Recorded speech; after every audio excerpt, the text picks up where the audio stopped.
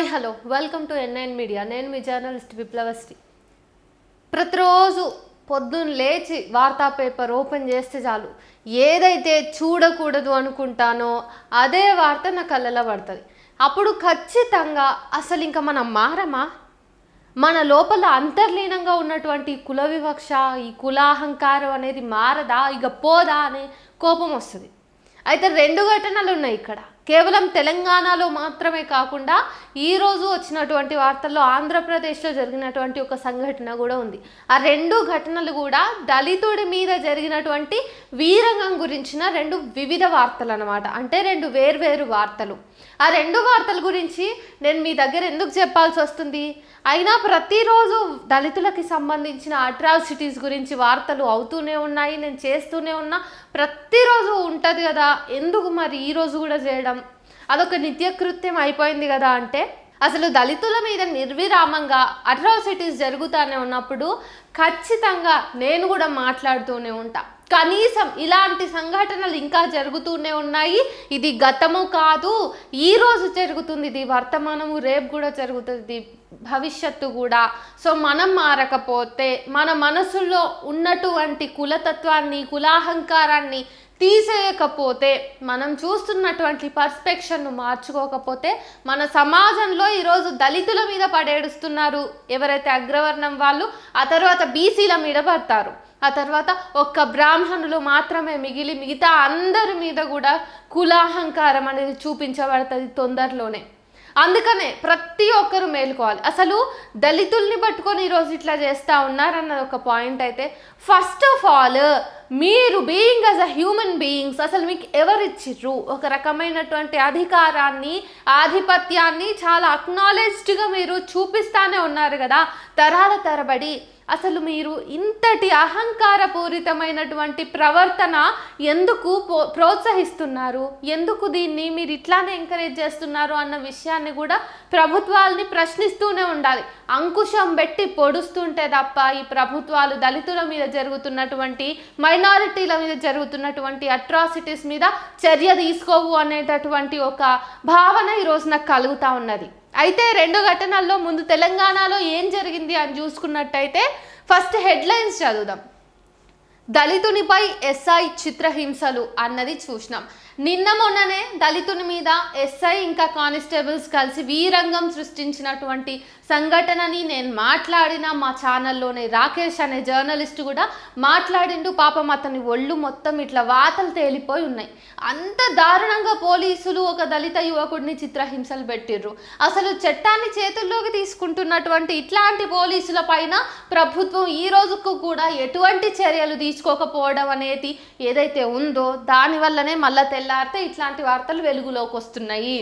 కాబట్టి రేవంత్ రెడ్డి గారు, మీరు రాష్ట్రంలో జరుగుతున్నటువంటి అట్రాసిటీస్ ఏం జరుగుతున్నాయి, మానవ హక్కుల ఉల్లంఘన ఎక్కడెక్కడ జరుగుతూ ఉంది, ఎక్కడెక్కడ మన రాష్ట్రంలో శాంతి భద్రతలు అనేవి విచ్ఛిన్నమవుతున్నాయి, ఎక్కడెక్కడ బడుగు బలహీన వర్గాలు ఆధిపత్య వర్గాల యొక్క ఆధిపత్యంలో మొత్తం చిన్నాభిన్నం అవుతున్నాయి అన్నది మీరు కనిపెట్టుకోకపోతే ఖచ్చితంగా మన దేశంలో కానీ రాష్ట్రంలో కానీ ఈక్వాలిటీ అనేది ఉండదు, రాజ్యాంగబద్ధమైన పాలన రాదు. మీరు మాకేదైతే ప్రామిస్ చేసిర్రో ప్రజాస్వామ్య పాలన అని చెప్పేసి అది ఎప్పటికీ రాదు. మీ ప్రామిస్ అనేది ఒక బూటకపు ప్రామిస్గా మాత్రమే చరిత్రలో నిలిచిపోతుంది అని చెప్పి చెప్తా ఉన్నా. అయితే పోలీసు వాళ్ళు ఎందుకు విచక్షణ రహితంగా దళితుల మీద అసలు వాళ్ళు నేరం చేయకపోని బలవంతంగా ఒప్పించాలని చూస్తారు? ఈ నేపథ్యంలో నేను గుర్తు చేయాలనుకుంటున్నా, దిశ ఎన్కౌంటర్ కేసు విషయంలో కూడా ఎవరైతే అనుమానితులు ఉన్నారో వాళ్ళందరి మీద కరెక్ట్గా ప్రాపర్ ఇన్వెస్టిగేషన్ కూడా జరగకముందే అప్పుడు ఉన్నటువంటి సజ్జనార్ గారు వీళ్ళందరినీ కూడా ఫేక్ ఎన్కౌంటర్ చేసేసి అదొక బూటకపు ఎన్కౌంటర్, చాలా ప్లాన్డ్ హత్యలనాల, వీటిని ఎన్కౌంటర్స్ కూడా కాదు. కనీసం ఇన్వెస్టిగేషన్ కూడా సైంటిఫిక్గా ప్రాపర్గా చేయకముందే కేవలం సమాజం నుంచి, ప్రభుత్వం నుంచి వస్తున్నటువంటి ప్రెషర్ వల్ల వాళ్ళు అమాయకులు కాదో తెలీదు, నిందితులు కాదో తెలియదు, అసలు వాళ్ళు నిజంగా నేర నిరూపణే అవ్వని ఆ నలుగురిని చంపేసారు. అట్లా ఎట్లా చంపేస్తారు? వాళ్ళ హక్కుల్ని మీరు ఎట్లా చేతుల్లోకి తీసుకుంటారు? కనీసం ఇన్వెస్టిగేషన్ ప్రాసెస్ పూర్తి అయిన తర్వాత పూర్తిగా ఆధారాల్ని చూపించి మీరు చంపేసి ఉన్నా ఎన్కౌంటర్ చేస్తున్నా అంత పెద్ద ఫరక్ పడకపోయేది. కానీ మీరు సీన్ రీక్రియేషన్ అని చెప్పేసి, సీన్ రీకన్స్ట్రక్షన్ అని చెప్పేసి తీసుకెళ్ళిపోయి వాళ్ళని అక్కడ మీరు చూపించండి అని చెప్పి వాళ్ళందరి మీద ఫేక్ ఎన్కౌంటర్ని చేస్తే ఎందుకు? వాళ్ళు దళితులు, మైనార్టీలు అని వాళ్ళ వైపున ఎవరు మాట్లాడారని, ఏ సంఘాలు ముందరికి వచ్చినా కానీ వాళ్ళంతా అరణ్యరోధన అయిపోతుంది తప్ప వాళ్ళంత స్ట్రాంగ్గా గొడవ పడలేరనే కదా. అట్లాంటి కోవకే ఇది కూడా వస్తుంది.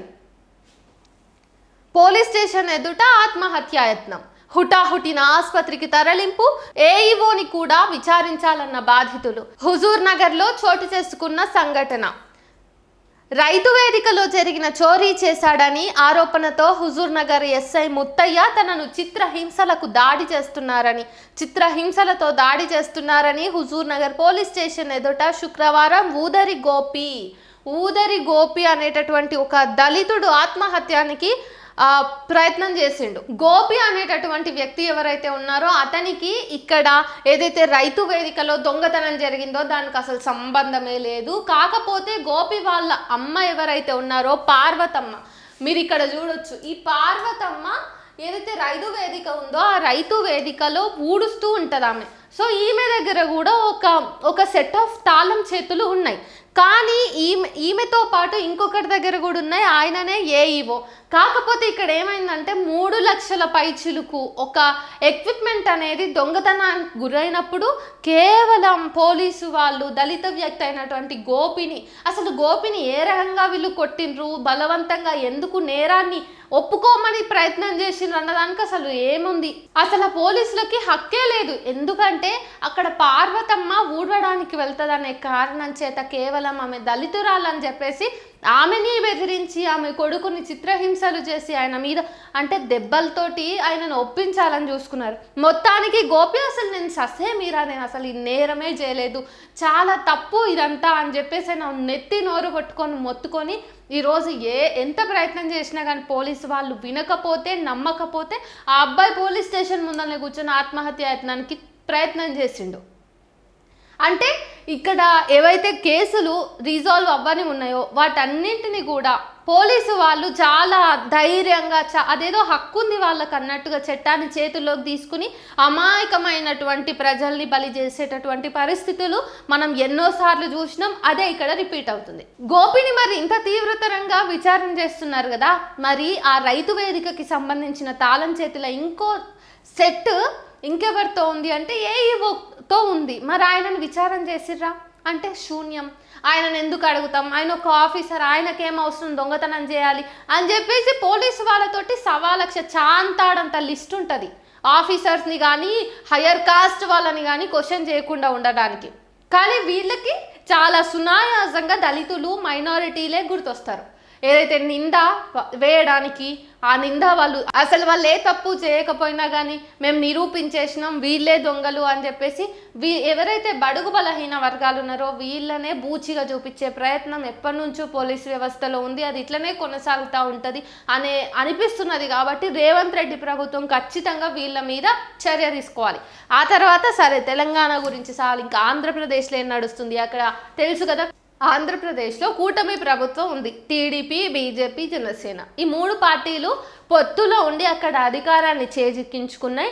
మనందరికీ తెలుసు ఇప్పుడు కేంద్రంలో బీజేపీ ఉంది కాబట్టి బీజేపీ ఎట్లా అంటే ఇక్కడ ఉన్నటువంటి మిగతా 2 పార్టీలు అట్లనే నడుచుకోవాలి. అంటే జనసేన కానీ చంద్రబాబు నాయుడుకి సంబంధించిన టీడీపీ కానీ ఇక్కడ అది చూడొచ్చు మనం. ఎందుకంటే బీజేపీ ఈరోజు కేంద్రంలో 3వసారి అధిష్టానంలో కూర్చుని దేశవ్యాప్తంగా కులానికి సంబంధించినటువంటి చిచ్చులు పెట్టుడు కానీ, మతానికి సంబంధించినటువంటి కల్లోలాలను సృష్టించుడు కానీ, కలహాలను లేవనెత్తుడు కానీ చాలా తెలివిగా ప్లాన్డ్గా చాకచక్యంగా చేస్తూ పోతుంది.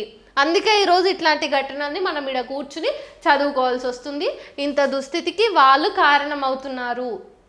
అయినా కానీ మనకేం తెలియదు. బీజేపీ అంటే భారతదేశంలో ఉన్నటువంటి హిందువులను రక్షిస్తుంది, మనందరినీ పొడుస్తుంది, అది ఇది అని చెప్పేసి మళ్ళీ ఒకసారి కూడా ఆయననే కూర్చోబెట్టడానికి మన పిచ్చి ప్రజలం మనం అసలు. అందుకనే ఇంత పిచ్చోళ్ళం కాబట్టే మనుషుల మధ్య చిచ్చు పెడుతున్నటువంటి ఒక మతతత్వ ఫాసిస్ట్ ప్రభుత్వాన్ని తెచ్చి మనము ఒక పార్టీని తెచ్చి అక్కడ ఆయనకి అధికారం అంటగట్టినాం. ఇక ఇక్కడ ఏం జరిగింది అంటే మా ముందు చెప్పులతో నడవద్దు అని చెప్పేసి ఒక దళిత వ్యక్తులకి సంబంధించిన సమూహానికి అగ్రవర్ణం వాళ్ళు ఆర్డర్ వేసారు. ఈ విషయంలో నానా రచ్చ జరిగింది.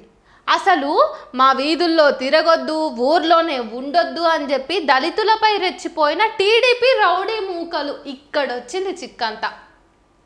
టీడీపీ వాళ్ళకి బీజేపీ తోటి పొత్తు కుదిరినాక మైండ్లో అంతో ఇంతో నిద్రపోతున్నటువంటి కాస్తో కూస్తో మౌఢ్యం, మూఢత్వం, మూర్ఖత్వం, సో అండ్ సో అన్నీ కూడా ఒక్కసారిగా నిద్రలేసి ఇక బీజేపీ అండతోటి మనం ఏం చేసినా చెల్లుబాటు అవుతుంది అనే ఒక ధీమా వచ్చిందో, లేకపోతే రాష్ట్రంలో కూడా మా పార్టీ అధికారంలో కూర్చున్నదనే అటువంటి ఒక స్వాతంత్రం వచ్చిందో ఏమో కానీ ఆ విచ్చలవిడి విశృంఖలత్వంలో దళితులు అసలు మా ఊర్లో ఉండొద్దు అనే ఒక స్టేట్మెంట్ని పాస్ చేశారు. అసలు ఈ రోజుల్లో కులం ఎక్కడుందయ్యా అని మాట్లాడేటటువంటి ఎంతోమంది మగ మహారాజులకు, ఎంతోమంది మనుషులకు విన్నవించుకుంటున్నది ఏంటంటే, చూసిర్రు కదా స్వయాన ఇది ఎక్కడెక్కడో జరగలేదండి. ఇది కేవలం మన ఆంధ్రప్రదేశ్లో చిత్తూరు జిల్లా నగరిలో జరిగినటువంటి సంఘటన. ఇప్పుడు ఏం మాట్లాడతారు మీరు? మన దగ్గర అయినా కులాలు లేవు, మతాలు లేవు, మనమంతా కలిసి ఉంటాం, అందరం అన్నదమ్ములు లెక్కుంటాం, నేను వాళ్ళ ఇంటికి పోతా, వాళ్ళు నా ఇంటికి వస్తారు, వాళ్ళ బువ్వ నేను తింటా, మా బువ్వ వాళ్ళు తింటారు కదా. ఎదురు తిరిగినందుకు దాడి, బైకులు దహనం, బాధితులకు అండగా నిలిచిన వైఎస్ఆర్సీపీ నేతలపైన దాడి, కేసులు, వైఎస్ఆర్సీపీ వారే మాపై దాడి చేశారంటూ టీడీపీ రివర్స్ గేర్. కలెక్టర్, ఎస్పీలు మాకు న్యాయం చేయాలని దళిత మహిళలు ఈరోజు రోడ్డెక్కి నిరసన తెలియజేస్తున్నారు. చూసిరు కదా, ఒక దళితులకు సంబంధించినటువంటి సమస్య బయటికి వచ్చినప్పుడు దాని మీద రెండు పార్టీలు అంటే ఇటు పాలకపక్షం ఇటు ప్రతిపక్షం కలిసి వాళ్ళ రాజకీయ క్రీడలో భాగంగానే దళితుల్ని వాడుకుంటున్నారు తప్పిస్తే అసలు వీళ్ళు ఎందుకు ఈ ఘటనలు జరుగుతున్నాయి, వీళ్ళకి సంబంధించి న్యాయం చేయాలి, ఇట్లాంటి ఘటనలు మళ్ళీ మళ్ళీ రాకుండా చూసుకోవాలనే కన్సర్న్ ఎక్కడన్నా కనిపిస్తుంది అంటే ఇగో ఇంత పెద్ద వార్త ఉంది. ఇందులో చాలా డీటెయిల్స్ ఉన్నాయి. ఆ డీటెయిల్స్ అన్నిటిని మీరు చదివితే ఇది కేవలం వైఎస్ఆర్సీపీ పర్స్పెక్టివ్లో మాత్రమే ఉన్నట్టు మీకు అర్థమవుతుంది. ఆ బాధితుల పేర్లు, వాళ్ళ వయస్సు, వాళ్ళకి ఏం జరిగింది అన్నది తప్ప మిగతా అంతా వైఎస్ఆర్సీపీ కొట్టుకునే డబ్బానే ఉంటుంది. సో ఇట్లా ఏదైనా ఒక సంఘటన జరిగిందని చెప్పేసి వార్తాపత్రికలో రావాలంటే కూడా ఆ పత్రికకి సంబంధించినటువంటి పార్టీ వాళ్ళు డబ్బా కొట్టుకుంటారు. మా జీవితాలన్నీ ఈరోజు ఎట్లయిపోయినాయి అంటే, మా జీవితాలు అంటే ఇక్కడ ప్రజల జీవితాలు, వాళ్ళు ఏ కులం వాళ్ళైనా సరే ఇక్కడ మాత్రం. సో మా జీవితాలు ఎట్లా అయినాయి అంటే, రాజకీయ నాయకులకి ఎన్నికలప్పుడు ఓటు బ్యాంకు లాగా, ఎన్నికల తర్వాత అసలు వాళ్ళు ప్రశ్నించడానికి కానీ, లేకపోతే వాళ్ళ డబ్బా కొట్టుకోవడానికి కానీ, లేకపోతే పాలకపక్షంలో ఉన్నటువంటి వాళ్ళని విమర్శించడానికి కానీ అస్త్రాలుగా తయారైనాయి మా బతుకుల్లోని సంఘటనలు. అంతే తప్ప ఏ ఒక్క రాజకీయ నాయకుడికైనా బాధ్యత ఉన్నదా? వాళ్ళు ఏ పార్టీ వాళ్ళైనా సరే. ఇంతగానో బీజేపీ ప్రభుత్వం మీద, కూటమి ప్రభుత్వం మీద నేను మొత్తుకుంటున్నా కదా, కానీ ఇక్కడ వీళ్ళని మొత్తుకుంటున్నా కానీ అదే తెలంగాణలో చూస్తే ఖచ్చితంగా రేవంత్ రెడ్డి కాంగ్రెస్ పార్టీని తిట్టాల్సి వస్తుంది. ఎందుకు? పార్టీలు ఎన్ని మారినా కానీ, రాష్ట్రాలు ఎన్ని తిరిగినా కానీ, అక్కడ అధికారంలో ఎవరున్నా కానీ దళితులకు, బీసీలకు, మైనారిటీలకు అసలు న్యాయమే లేనప్పుడు, కనీసం వాళ్ళు చెయ్యని తప్పుకే వాళ్ళు ఎన్నో పడుతున్నప్పుడు మరి ప్రభుత్వాలలో మీరు ఆ సీట్లలో కూర్చొని ఏం చేస్తున్నట్టు? గద్దెనెక్కితే సరిపోతుందా? ప్రభుత్వాలకి మీరు ప్రామిస్ చేసినటువంటి హామీలు కానీ, వాళ్ళ హక్కులను కాపాడటం కానీ, మీరు రాజ్యాంగ సాక్ష్యంగా తీసుకున్నటువంటి ప్రమాణ స్వీకారానికి గింతనన్న ఒక్కనాడన్న కట్టుబడి ఉన్న పాపాన పోయిరా మీరందరూ అనే ప్రశ్నలు తలెత్తుతా ఉన్నాయి. ఇట్లాంటి వార్తలు రోజు వస్తాయి, రోజు మీరు చదువుతారు, మర్చిపోతారు. కానీ ఖచ్చితంగా దీని గురించి రోజు వాయిస్ రేస్ చేయాలనే ఒక ఇంగితం చాలా మందికి వస్తే చాలా బాగుపడేటోళ్ళమేమో మనం అని కూడా అనిపిస్తుంది. సో ఖచ్చితంగా ఇట్లాంటి ఘటనలు మళ్ళీ మళ్ళీ పునరావృతం కాకుండా రెండు తెలుగు రాష్ట్రాల ప్రభుత్వాలకు డిమాండ్ చేస్తూ ఉన్నాం. ఎవరైతే గొంతులేని వాళ్ళు ఉన్నారో, ఎవరైతే న్యాయ పోరాటం చేయలేని వారు ఉన్నారో, ఎవరైతే బలహీనులు ఉన్నారో వాళ్ళందరి తరఫున ఖచ్చితంగా ప్రభుత్వమే నిలబడాలి, ప్రభుత్వమే దగ్గరుండి అట్లాంటి ప్రజలందరినీ కాపాడుకోవాలి. ఎందుకంటే మళ్ళీ 4 ఏళ్ల తర్వాత ఎలక్షన్లు వచ్చినప్పుడు ఓట్లు గుద్దడానికి మీకు ప్రజలు అవసరం పడతారు. ఈ విషయాన్ని మీరు గుర్తుపెట్టుకోవాలి. ఒక్కసారి ఏదో గెలిచిండ్రు, మళ్ళీ ఎన్నికలు వస్తాయి, మళ్ళీ మీకు ఓట్లు గుద్దడానికి కావాల్సింది ప్రజలే. ప్రజల్లో ఎక్కువ శాతం ఉన్నది ఎస్సీ, ఎస్టీ, బీసీలే అన్న విషయాన్ని కూడా పాలక వర్గము, ప్రతిపక్ష వర్గం కూడా గుర్తుపెట్టుకొని మా జీవితాలని రాజకీయం చేయకుండా సామాజిక న్యాయం చేస్తూనే సమాజంలో ఎటువంటి వివక్షలు కూడా తావు లేకుండా జాగ్రత్తగా పాలన సాగించాల్సిన బాధ్యత మీ మీద ఉన్నది. అది పాలక పక్షమైనా ప్రతిపక్షమైనా కానీ.